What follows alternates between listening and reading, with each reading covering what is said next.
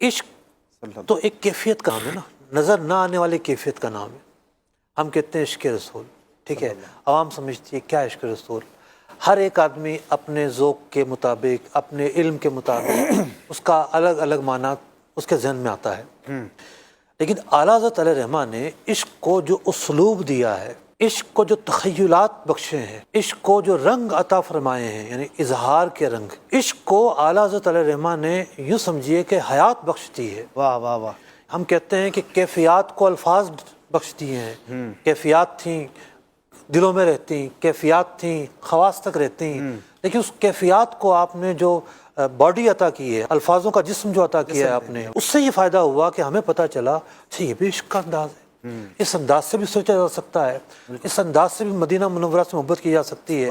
اب دیکھیے نا وہ جو شعر ہے مدینہ منورہ جانے کے لیے جو آپ نے لکھا ہے، وہی نسوان صبح میں شکر خدا کہ آج گھڑی، صرف ایک موضوع ہے کہ حضور کی بارگاہ میں جا رہے ہیں، بالکل ٹھیک ہے، صرف ایک موضوع ہے، موضوع ہے 70-80 اشعار ہیں، لیکن اس کے ہر شعر میں نہیں،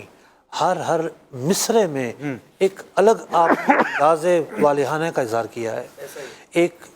عاجز بندے کا اظہار، ایک عاشق کا اظہار، ایک محبت کرنے والے کا اظہار، مدینہ منورہ کے بارے میں کیا سوچنا ہے، کیا سوچ رہے ہیں، کیا تمنا کرنی ہے، واہ کس طرح کے احساسات رکھنے ہیں، واہ یہ ساری باتیں بیان کر کے آپ نے ہمیں خزانہ دے دیا ہے۔ واہ واہ، یہ آپ کا پورے کلام میں انداز ہے۔ سبحان اللہ۔ اور اسپیشلی یہاں یہ بات بھی ہے مفتی صاحب کہ وہ جو دور تھا وہ بھی اردو ادب کی ایک عروج کا دور تھا، ایسا ہی ہے، ابھی غالب کا دور ختم ہوا تھا اور اقبال جیسے جو ہے وہ پروان چڑھ رہے تھے، اور درمیان میں احمد رضا ہیں، اور آپ نے چونکہ اس وقت شاعری جو تھی وہ دوسرے انداز کی تھی، محبوب کے زلفوں کی بات ہو رہی ہے، تو ویسے دنیاوی شاعری کو عروج تھا، ایسے میں اعلیٰ حضرت نے مدینے اور مدینے والے کی محبت میں لوگوں کو اسیر بنایا۔ غالب کو بڑا ناز تھا اپنے قافیوں پر، غالب کو بڑا ناز تھا اپنے بحروں پر، بالکل، غالب کو بڑا ناز تھا اپنے تخیلات پر، لیکن وہ دنیاوی شاعری تھی، دنیاوی شاعری تھی، لیکن اس سے کہیں زیادہ یعنی مشکل ابہار، مشکل قافیے، اور اس سے بڑھ کر جو